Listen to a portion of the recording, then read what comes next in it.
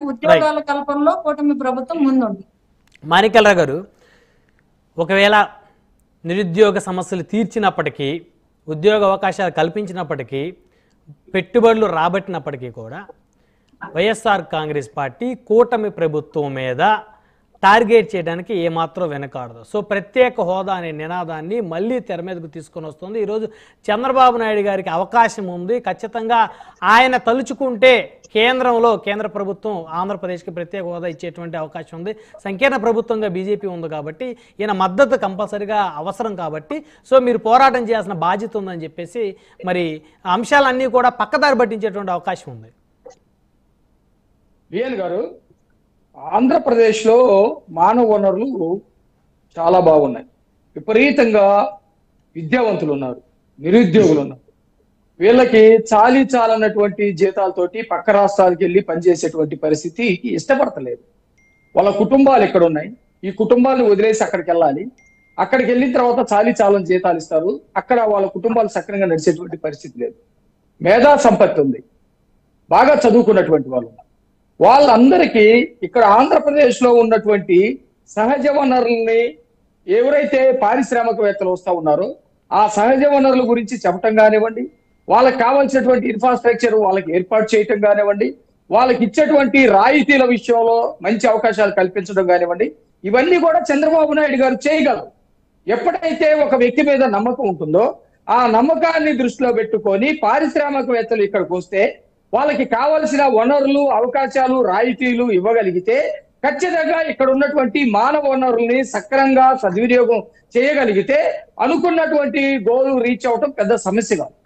మన శక్తి మనకే ఉపయోగపడుతుంది, ఆ కుటుంబాలు బాగుపడతాయి. అక్కడ నుంచి మళ్ళీ పన్ను రూపేణా ప్రభుత్వానికి వనరులు వస్తాయి. ఇవన్నీ కూడా జరుగుతాయి.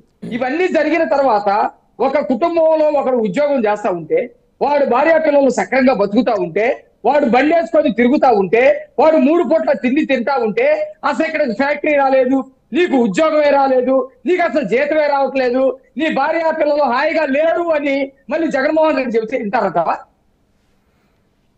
జగన్మోహన్ రెడ్డి అట్లా చెప్పగలుగుతాడా? అట్లాగే ప్రత్యేక హోదా గురించి మీరు మాట్లాడారు.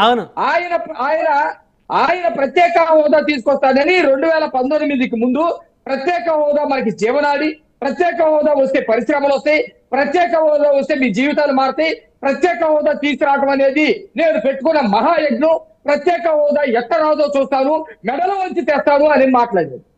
ఆయనకి బ్రహ్మాండమైనటువంటి అవకాశం వచ్చింది. ఇందాక మీరు ఆంజనేయ రెడ్డి గారికి ఒక ప్రశ్న వేశారు.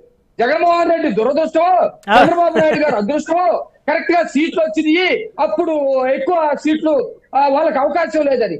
అట్లా కాదు, దమ్ము ఉండాలి, చిత్తశుద్ధి ఉండాలా, ప్రజల పట్ల మంచి ఉద్దేశం ఉండాలా, ప్రజలకి మంచి పరిపాలన అందించాలనుకోవాలా, ప్రజలు స్వేచ్ఛగా ఆర్థికంగా వృద్ధిలోకి వస్తూ బతకాలనే కాన్సెప్ట్ ఉండాలా.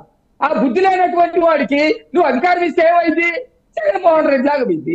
అరాచకాలు చేస్తా ఉంటాడు, గొంతులు కోస్తా ఉంటాడు, దోపిడీ చేస్తా ఉంటాడు, సహజ వనరులు లాక్కెళ్తా ఉంటాడు, తిట్టే వాళ్ళకి ఒక బ్యాచీని పెడతాడు, చంపే వాళ్ళకి ఒక బ్యాచీని పెడతాడు, జనం సహజ వనరులు దోచుకోవడానికి ఇంకొక బ్యాచీని పెడతాడు.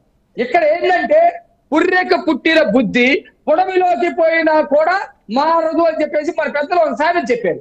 జగన్మోహన్ రెడ్డి ఒక క్రిమినాలిటీ. ఆయనకు ఉన్నటువంటి నేర బుద్ధి, నేర ఆలోచనలు, నేర చర్యలు ఇవన్నీ కూడా ముఖ్యమంత్రి అయినంత మాత్రాన పోతాయని అనుకున్నావా? 5 ఏళ్ల పాటు పోయినాయా?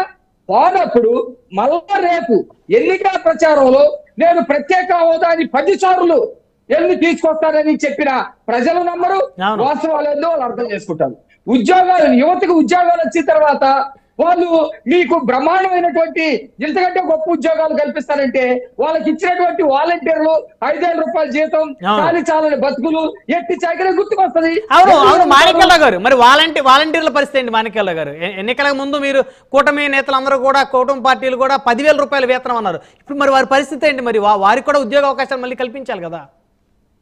ఖచ్చితంగా ఇప్పుడు ఏదైతే పరిశ్రమలు ఇక్కడికి వస్తా ఉన్నాయో వాటిల్లో చదువుకున్నటువంటి ఇప్పుడు దాకా 5,000 రూపాయలు వాడు బీటెక్ చేసో, ఎంటెక్ చేసో, లేకపోతే పిహెచ్డి చేసో, ఇంకొకటి చేసో ఊర్లోనే ఉండి 5,000 రూపాయలకి వెళ్ళినటువంటి వాడు ఇప్పుడు మనం బీపీసీఎల్ చెప్పుకున్నాము, అక్కడ హై క్వాలిఫైడ్ కావాలి. ఈ వాలంటీర్లో ఉన్నటువంటి వాళ్ళు ఎంతమంది వెళ్తారు? వాలంటీర్ కానటువంటి వాళ్ళు ఎంతమంది వెళ్తారు? అట్లాగే ఇంకో కంపెనీ వస్తుంది, ఆ కంపెనీలోకి ఎంతమంది వెళ్తారు? వీళ్ళందరూ వెళ్ళిపోయిన తర్వాత అసలు వాలంటీర్ ఉద్యోగం ఎవరు కోరుకుంటారు? మేము అప్పుడు కూడా అన్నది ఏంటంటే వాలంటీర్లుగా పెడతాము, చదువుకున్నటువంటి వాళ్ళకి గౌరవం ఉండేటట్టుగా 10,000 రూపాయలు చేస్తూ వాళ్ళని ఎక్కడ ప్రభుత్వ శాఖల్లో అక్కడ ఉన్నటువంటి ప్రభుత్వానికి సంబంధించినటువంటి పనులు చేయించడానికి. గతంలో జగన్మోహన్ రెడ్డి 5,000 పనులు చేయించాడు. ఈ ఇంట్లో ఎంతమంది ఉన్నారు, ఎంతమంది మహిళలు ఉన్నారు, ఎంతమంది విడోస్ ఉన్నారు, వాళ్ళకి అక్రమ సంబంధం ఏంది, ఈ అమ్మాయి ఎట్టుపోతుంది, ఇట్లాంటి నీచమైన పని కదా చేయించింది తెలుగుదేశం. లేకపోతే కూటమి ప్రభుత్వం అట్లాంటి పనులు చేయించదు. వాళ్ళు గౌరవంగా బ్రతకాలి, గౌరవంగా విలువగా ఉండాలి, వాళ్ళ కుటుంబాలు ఆర్థికంగా స్థిరపడాలి, వాళ్ళ పిల్లలు చక్కగా స్కూల్కి వెళ్ళి చదువుకోవాలి, మంచి విద్యను అందించాలి. కాబట్టి అసలు తెలుగుదేశం లేకపోతే ఈ కూటమికి సంబంధించినటువంటి ప్రభుత్వ విధానాలు జగన్మోహన్ రెడ్డి ప్రభుత్వానికి అసలు పోలిక పెట్టడానికి మీకు అవకాశం ఉండదు. ఎందుకంటే ఇప్పుడు ఇంకా మేము ఛాలెంజ్ గా చేస్తాం. గతంలో చేసిన దానికి ప్రభుత్వ పాలనకి జగన్మోహన్ రెడ్డి పాలనకే మీరు వేరు చేసి చూడండి. ఆంజనేయ రెడ్డి గారు చెప్పారు, ఎట్లా మన గల్లా జయదేవుని పాడిపోయేటట్టు చేశారు. కియా మోటార్స్ యాక్సిడెంట్స్ కు సంబంధించినటువంటి ఏదైతే విడిభాగాలు ఉంటాయో ఆ తయారీ కంపెనీని పోయేటట్టు చేశాడు. అనేకమైనటువంటి విశాఖపట్నంలో అనేకమైనటువంటి సంస్థలు పోయేటట్టు చేశారు. కానీ ఈ ప్రభుత్వం అంతా పోదు. మన పిల్లలకి ఉద్యోగిత కల్పించాలి, మన పిల్లలకి జీవన భద్రత కల్పించాలనే ఉద్దేశంతో ఉన్నప్పుడు ఎట్టి పరిస్థితుల్లో కాదు. మీరు అన్నట్టు జగన్మోహన్ రెడ్డి ఇది నేను అనుకున్నాను ఒక 4 ఏళ్ల తర్వాత మాట్లాడదాం అనుకున్నా. జగన్మోహన్ రెడ్డి ఏమని చెప్తాడు, ఏమని ప్రజల దగ్గరికి వెళ్తాడు? అతనికి చెప్పడానికి ఏముంది? ప్రధానంగా 3 ప్రత్యేక హోదా నేను మళ్ళీ తీసుకొస్తానంటే ఆంధ్రప్రదేశ్ ప్రజలు చెవుల్లో కాలీఫ్లవర్లను పెట్టుకొని ఉంటారా? సాధ్యపడే విషయమేనా? 3 రాజ్యాలు కడతానంటారేమో. అభివృద్ధి అంతా ఒకే ప్రాంతంలో ఉంది. సో నేను వస్తే గతంలో చెప్పినట్టు అన్ని ప్రాంతాలు అభివృద్ధి చేస్తాను, కర్నూలుని వైజాగ్ని. వాళ్ళు ఎవరు రాకుండా పోయారు, ఎందుకు చేయలేదు? 5 ఏళ్ల పాటు ఎందుకు చేయలేదు? రైట్, కంక్లూడ్ చేయండి మాణిక్యాల గారు. బిఆర్ గారు ఎందుకు రాలేదు? రేపు పొద్దున చేస్తాను తీసుకొస్తానంటే ప్రజలు నమ్మేదెవరు? మెడలు వంచుతానంటే నమ్మేదెవరు? ఈసారి రాజధాని 40 ముక్కలు చేస్తాడు అనుకుంటాం, లేకపోతే 26 జిల్లాకు ఒకటి చేస్తాను అంటాడు. అది కూడా చేయడానికి ప్రజలకు అర్థమైంది. ఈసారి ఉన్నటువంటి గేట్లు కూడా ప్రతి ప్రాజెక్ట్ లో కొట్టుకుపోతే జగన్మోహన్ రెడ్డి అనుకుంటారు.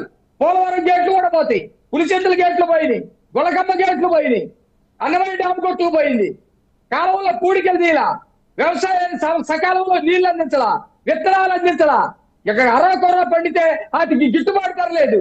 కాబట్టి అసలు జగన్మోహన్ రెడ్డి ఎన్నికల దాకా వస్తాడని నేను అనుకోవట్లా. అసలు జగన్మోహన్ రెడ్డి ఒక సంవత్సరం తర్వాత అసలు జనానికి కనపడ్డు. అతనన్నా అజ్ఞాతంలోకి వెళ్తాడు, చట్టాలన్నా అతన్ని అజ్ఞాతంలోకి పంపిస్తాడు. రైట్, ఆంజనేయ రెడ్డి గారు. సో మొత్తానికి జగన్మోహన్ రెడ్డి గారికి